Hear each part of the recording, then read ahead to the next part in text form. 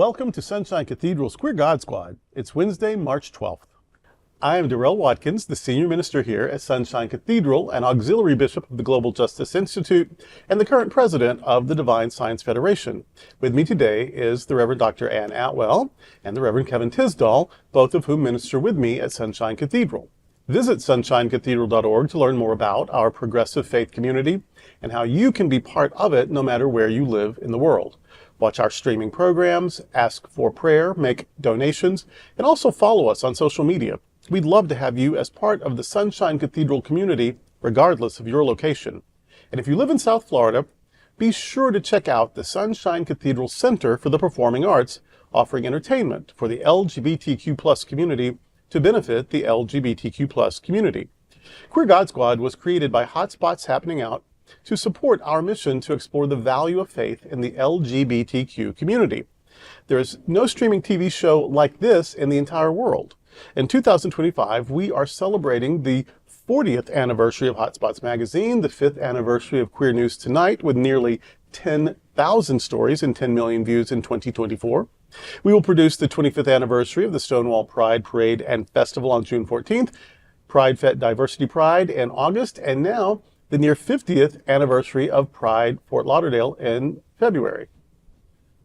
We are the largest nonprofit LGBTQ media organization in America, and we encourage you to support our mission to inform, entertain, and educate our community and allies. The Queer God Squad is unique in that we apply critical thought to religion while still embracing what is good about religion, and all in support of the LGBTQIAA+ community. If you enjoy the Queer God Squad, help us reach more people by sharing this or other episodes with your friends, family, and social media communities. This is the Sunshine Cathedral perspective. Christians only make up 3/5 of the U.S. population now. Is that good news for queer people? The portion of the U.S. population identifying as Christian has declined significantly over the last 2 decades, but that trend may be leveling off. 62% now identify as Christian. By comparison, when Pew did a similar study in 2007, 78% said they were Christian. Most of that decline occurred until 5 years ago, when it began to level off, according to the Pew study. The current Christian breakdown in the U.S. is that 40% identify as Protestant, 19% identify as Catholic, and the remaining 3% say they are Christian without specifying additional denomination. All 3 major branches of Protestantism have declined since 2007. Evangelical Protestants now make up 23%, down from 26%. Mainline Protestants account for 11% of U.S. adults, down from 18%. And people who attend historically Black Protestant churches make up 5% of the population, down from 7%. 2% of the population is Jewish. Buddhists, Muslims, and Hindus make up 1% each.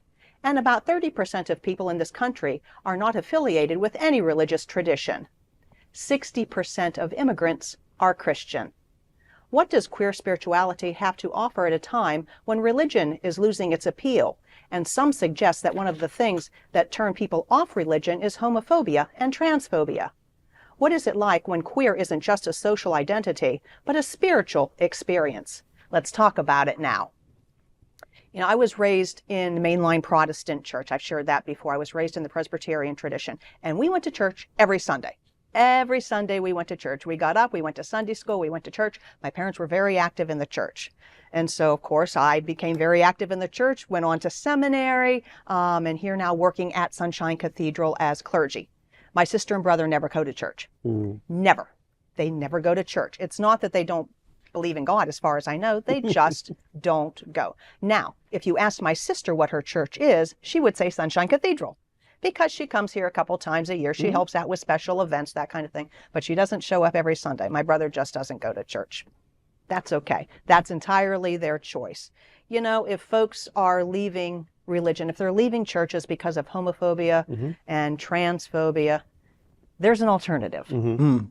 There's Sunshine Cathedral, and churches like it, but I'm going to talk about Sunshine Cathedral because when I came to Florida and was looking for a church, I tried those mainline Protestant churches and they didn't fit. They just didn't fit. When I found Sunshine Cathedral, I knew I had found my home. Now, it took a little while to integrate, but boy, when I heard that message, it was when Right Reverend Grant Lynn Ford was still here. That message was exactly what I needed to hear. It welcomed me as an out lesbian into a church where I fit. So there are options for those who are looking. Yeah.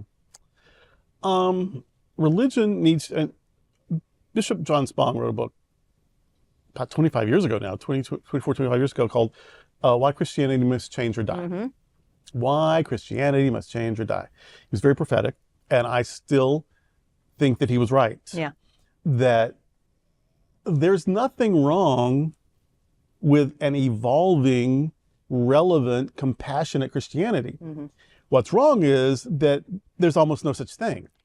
There's pockets, there's here and there. Sunshine Cathedral, we certainly try to be that, an evolving, compassionate, relevant, who doesn't say you have to do anything like we do to be okay. We just we want you to have joy, we want you to have healing, we want you to have community. And so we offer all the Christian stuff. We have communion, we have baptism, we meet on Sundays, all of that. We observe the seasons. But you're not going to hear any blood atonement. You're not going to hear that you're a sinner. You're not going to hear anything about hell. You're not going to hear... So we've taken out the dogma. You're not going to hear anything that refutes science. You don't get to refute science. What? So you're not going to hear anything... Our tradition isn't an argument against science. When the tradition is wrong, we either make it a myth, a metaphor, or we ditch it. Yeah. Once you know more, you can't pretend that you don't. That makes us unique, by the way, that perspective in Christianity. It's not so unique in Judaism or Buddhism. It's very unique in Christianity.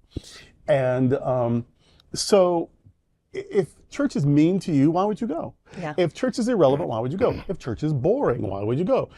If church is cold and standoffish, why would you go? And so I think there's a lot of reasons. But one of the reasons also, and we just need to name this and own this, is that if you say the old things without contextualizing it for new times, or without saying that was wrong, or without replacing it with something, that's relevant, then you are just asking people to come to a museum, and no one's coming to a museum every week. Right. I love museums. When do I go to museums? 6 times a year? That's how many times a lot of people go to church. Yeah. Because that's how often you go to museums. Yeah. If I'm going to hear about heaven and hell and sin and only this guy is any darn good, and only this book can be trusted, and only this person's interpretation of that book can be trusted. Well, that's how people used to do. It's silly now. That's how people used to do. So I'll go visit these old antique ways of thinking every once in a while and think, oh, that's our past, that's our history. Oh, that's nice, that's cute. But that's not how I'm gonna live my life. Religion should be a way that you can live your life. And so Jesus did not die for my sins. Jesus died because the Roman Empire killed people that didn't comply with everything they wanted. And he was one of the people. He wasn't the only person to be crucified. He wasn't the only person to be crucified that day. He wasn't the only person to be crucified in Jerusalem on that day. There was nothing special about being crucified. It was horrible. It was evil. And Jesus was a victim of it. What is great about that story, though, is that the people who loved Jesus, followed Jesus, would not let that be the end of his story. He spent his ministry giving people their dignity back. They returned the favor at his execution. People who were crucified, thrown in an open grave for the dogs and the birds to eat. But Jesus got a story of being in a grave. Well, where did he get a grave? Nobody gets a grave. Well, a rich guy, you see, came up. And he loaned them a grave. But he had some influence, so they let him. And, whatever. If you put a light of scrutiny on it, it's kind of silly. But when you see what people are trying to do, they're like, this guy deserves better than this, and we're going to do everything we can to give him better than this. That is not about anybody else getting to heaven. That's not about any other religion being wrong. That's about Jesus was courageous and loving and radical, and his followers would not let him stay dead. And that's a club I want to be in. Something that's brave and that creative and that committed to human dignity and the sacred value of all people. So that's our kind of Christianity at Sunshine Cathedral. And maybe that's no good to you either. Maybe that has no use for you, and that's fine. But I think a lot of people are leaving a lot of places just because it's not relevant, or worse than that, it's cruel Yeah. and in the way of human development. Yes. That was the first note that I wrote down. And people aren't going to often visit you if all you're doing is spewing hate. Yeah. If you are a pastor and you are in the pulpit and telling your congregation all of the people that you should hate because he or she hates them, then you're not going to bring people back too often. right. If you're telling them that gay is not good, if you're telling them that divorce is not good, if you're telling them that all of the things that humans go through is terrible and you're going to have to pay for it through eternity by going to this place that doesn't exist, then folk aren't going to come to you very often. There are a number of things that I remember talking to people about and why they find it difficult to go to church. They say that I go to this church and everything is beautiful and people speak a certain way and do things a certain way, but what are they doing to help the community? Are they feeding the hungry? Are they housing the poor? Are they doing the things to show love to their neighbor? And when they come to me and ask me that, I can say with all honesty, at my church, the church of which I am a member, Sunshine Cathedral, every single Wednesday, come visit us and see what we do to help those who have food insecurities. Not long ago, we had a free, F-R-E-E, farmers market in conjunction with a health fair, a free health fair. We believe that we can do more. And so what did we do? Pride House. We now have a home for people who have aged out of the system where they can come and learn And that's how a to collaborative be effort themselves. between organizations. Absolutely. But that's what it takes. It's Sometimes you've got absolutely. to have partners and You work definitely together. have to work with your community money givers Yeah. to ensure that what we need gets done. What are you doing about the environment? What are you doing about all of the things that are important to the young people today? And if you can't give them a cogent response, they're not going to come to even sample what you're giving because they've heard it. Those that grew up in the church heard too much for too long about the negatives of life as opposed to love your neighbor as yourself. And until we can get back to that point, then I think that a lot of churches are going to stay in trouble. And I invite you to tune us in at 10:30 every single Sunday and every weekday, Monday through Saturday at noon, to see what this church does. Yeah. Come Wednesday, come any Wednesday and see what this church does Every for its Wednesday, community. every Wednesday in Lent, we have a prayer service. Yeah. The We don't people, play. People say, "Don't I want you to do things about all the injustices and unfairness and inequities in the world. I also don't want you to be political." Well, choose, because to do one, you've got to You do the other. gotta be. And we don't shy away from politics. We're not a shill of any party, and we don't endorse candidates, and we don't give donations to campaigns or to parties. But when there's injustice, we'll call it out. And when there are someone doing unconscionable, illegal, inhuman things, we'll say it. We may even name the person doing it. And so that is politics. That is political, because politics is how things work. That's people making decisions for themselves and other people. So yeah, if you're talking about decision making, you're talking about politics. So we will talk about politics. We have to. Jesus was executed because he talked about politics. Yeah. And the people in power didn't like it. But so yeah, we're going to talk about and deal with issues, but those issues are political. They just are. Now, the question was, is it good news for queer people that fewer people are identifying as Christian? I don't know, because it could be that the people who aren't identifying as Christian anymore were the ones who weren't hateful Christians to begin with. So I don't know if on balance we're really ahead. I think we need more data. You're right. But it is good news, I think, for all people that that the craziness is getting less popular. Now, dinosaurs, their last day on Earth, they are thrashing about, they're screeching, like they don't die gracefully, the dinosaurs. So it could be the fewer they are, the more they ratchet up the crazy. I seem to have seen that in the white, cis, straight, male, Christian population writ large over the last decade or two. We got an African-American president, we got a Caribbean Asian vice president, we got marriage equality, and the powers that be lost their minds, and we are in all-out battle just to be humans anymore. But so I don't know. I don't know if it's good news at the moment or not. I think ultimately it's good news because when Europe became mostly secular is when Europe became mostly democratic socialist and made sure that everyone had health care and education and that sort of thing. So maybe once we get mean Jesus out of the way, we can be a better society. But mean Jesus dies hard. Oh, yeah. Mm-hmm. So, well, that's today for the Queer God Squad. Before we go, we want to invite you to join Sunshine Cathedral on a wonderful travel experience and help our mission for our community. Join us on the Florida AIDS Walk Pride Cruise.